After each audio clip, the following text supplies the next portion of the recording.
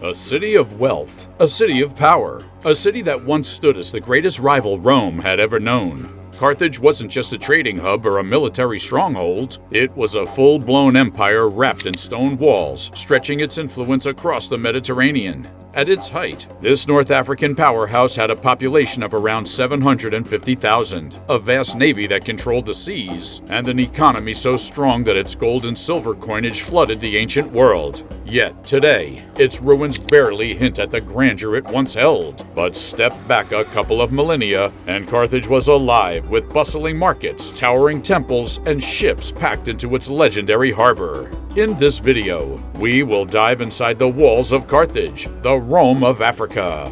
The city's origins go back to 814 BC, when a group of Phoenician settlers from Tyre, led by Queen Dido, arrived on the shores of North Africa. According to legend, Dido cleverly acquired land by cutting an ox hide into strips and using them to encircle an area large enough for a settlement. That settlement would grow into one of the most formidable cities the world had ever seen.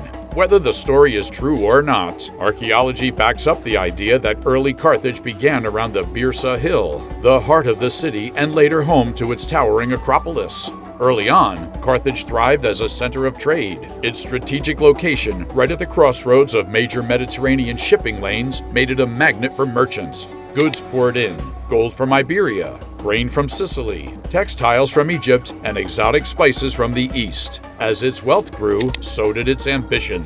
By the 5th century BC, Carthage had built a powerful navy, conquered vast territories, and established colonies from Spain to Sardinia.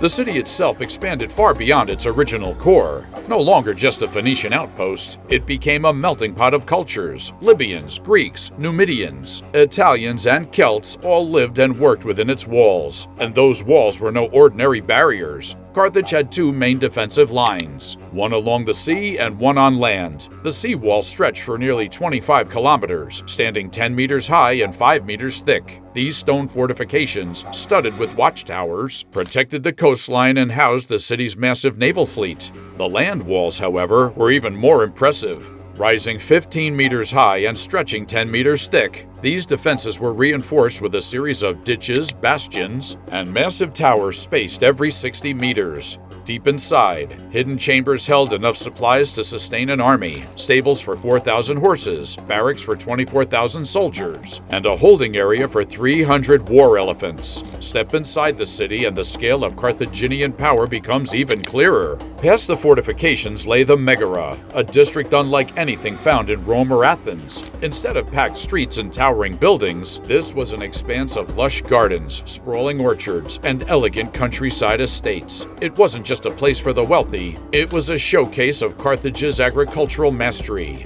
The city's scholars had developed advanced farming techniques, writing detailed manuals on irrigation, grafting, and crop rotation.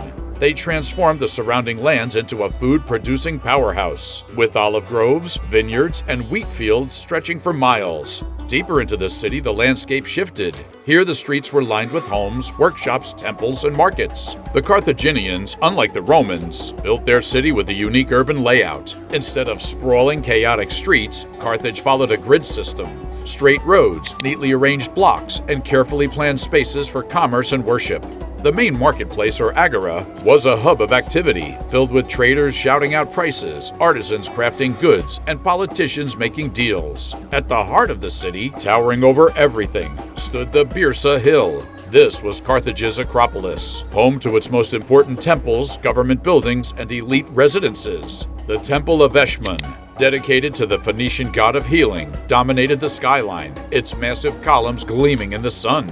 From this vantage point, one could see the entire city, the bustling docks, the green expanse of the Megara, and the distant farms that stretched toward the horizon. But Carthage wasn't just about trade and wealth, it was a naval superpower. Nowhere was this more evident than in its massive harbor complex. Unlike any other city of the time, Carthage had built a double harbor, one for commercial ships and another for its war fleet. The naval harbor was a feat of engineering, a circular basin with docks radiating outward like the spokes of a wheel. In the center stood the admiral's headquarters, a raised structure that gave him a perfect view of every ship. At its peak, this harbor could house up to 220 warships, each equipped with ramming prows designed to crush enemy vessels. With this navy, Carthage controlled the Mediterranean for centuries, keeping its rivals at bay and its trade routes secure. But power always attracts enemies, and Carthage's greatest enemy was Rome. By the 3rd century BC, the two superpowers clashed in the Punic Wars, a series of brutal conflicts that would decide the fate of the Mediterranean. At first, Carthage held its own. Its navy was superior, its generals were brilliant, and its economy was strong. But Rome was relentless, and after years of struggle, the tide turned. In 146 BC, Roman legions breached the great walls of Carthage. The siege was merciless. Street by street, building by building, the Romans tore through the city, and after 7 days of bloodshed, Carthage fell. Its people were enslaved, its buildings burned, and its once great harbor turned to ash. In a final act of destruction, Rome declared that the city should never rise again. Yet, despite its fall, Carthage refused to disappear. Within a century, the Romans themselves rebuilt the city, making it the capital of their new province in Africa. It became one of the most important cities of the Roman Empire, a center of learning, trade, and culture.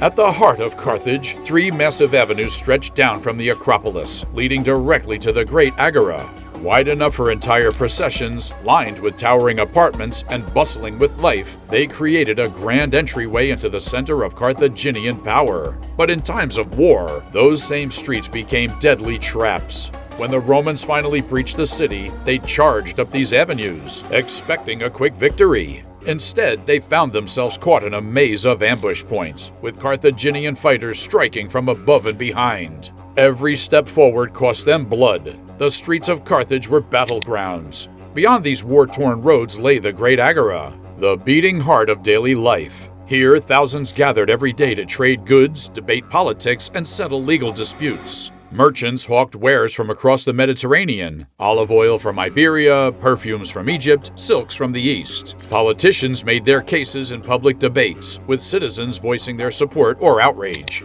Legal trials played out before massive crowds, where justice, or at least power, determined the outcome. It was more than a marketplace, it was the city's command center. For those wandering the Agora, the smell of spices and fresh bread filled the air, mixing with the scent of roasting meats from nearby food stalls. One dish stood out: pulse punica, a rich, cheese-heavy porridge that had been a staple of Carthaginian life for generations. Unlike the grain-heavy porridges of Rome, this one leaned into the Punic love of dairy. 3 pounds of cheese for every 1 pound of grain created a thick, creamy dish, sweetened with honey for an almost dessert-like taste. It was simple, filling, and unmistakably Carthaginian. Even in the chaos of war, when the city streets ran red, it's likely that somewhere a family was still sitting down to a bowl of this humble meal. Near the Agora stood the grand temples of Carthage. The city's religious life revolved around its gods, a blend of Phoenician traditions and local deities. Shrines dedicated to Reshef, Baal Zephon, and Melkart dotted the city, though few would survive Carthage's fall. But one sacred site still remains: the Tophet. Here, the Carthaginians made their most controversial offerings. Thousands of tiny urns containing the remains of children have been uncovered at this site. Roman and Greek writers claimed these were the result of child sacrifice, a practice they saw as barbaric. But was it really? Some scholars argue that these burials were for stillborn or sick infants, giving them a special place of honor. Others believe that in desperate times, plague, war, famine, the city's elite may have turned to their gods in the most extreme way possible. Whatever the truth, the Tophet remains as one of Carthage's most haunting mysteries. Moving through the city, residential and commercial life blurred together. Unlike Rome, where strict divisions separated districts, Carthaginian neighborhoods were a mix of workshops, homes, and small businesses. A blacksmith might operate a forge on the ground floor of an apartment building, while a jeweler worked in a shop next door, crafting intricate designs from coral, obsidian, and precious metals. Bakers and tavern owners set up shop in busy alleyways, drawing crowds at all hours. In the wealthier districts, grand villas lined the streets, with tiled mosaics and courtyards filled with fountains. On the outskirts, industries that required more space, tanners, fullers, and potters, operated in their own zones, away from the packed inner city. But no district was more crucial to Carthage's survival than its legendary harbor, the Cothon. This wasn't just a dock, it was a fortress. The harbor was split into two sections, an outer commercial port, where merchant ships arrived with goods from across the empire, and an inner military port, a perfectly circular structure designed to house the Carthaginian navy. At its center sat an island headquarters, where the admiral could oversee every ship, every movement. Up to 220 warships could be stored here, each in its own covered dock, ready to be launched at a moment's notice. At the entrance, massive chains could be lowered to block enemy ships, sealing the city off from naval attack. This harbor was the reason Carthage controlled the seas for so long. It allowed the city to strike at enemies across the Mediterranean, launch massive expeditions, and trade on a scale few could match. But in the end, this harbor became Carthage's downfall. When the Romans laid siege in 146 BC, they knew that as long as the Cothon stood, the city had a chance to survive. The final blow came when Roman forces breached the harbor walls. They cut off Carthage's lifeline, trapping the remaining defenders inside. What followed was a massacre. The streets turned into a war zone. Buildings collapsed under siege engines, and the last remnants of Carthaginian resistance was crushed. For 7 days, the city burned. What had once been the greatest power in the Western Mediterranean was reduced to ash. The Romans took no chances. They leveled the city, destroyed its records, and sold its surviving citizens into slavery. Carthage, the Rome of Africa, was gone. Or so they thought. Because history doesn't end with destruction, within a century the Romans themselves rebuilt Carthage, making it the capital of their African province. It became one of the most important cities in the empire, a center of trade, learning, and governance. Though the original Punic Carthage was lost, its influence never truly disappeared. Its spirit lived on in the roads, in the markets, and in the very walls the Romans once sought to destroy. And today, as archaeologists continue to unearth the ruins of this lost empire, one question still lingers. What if Carthage had won?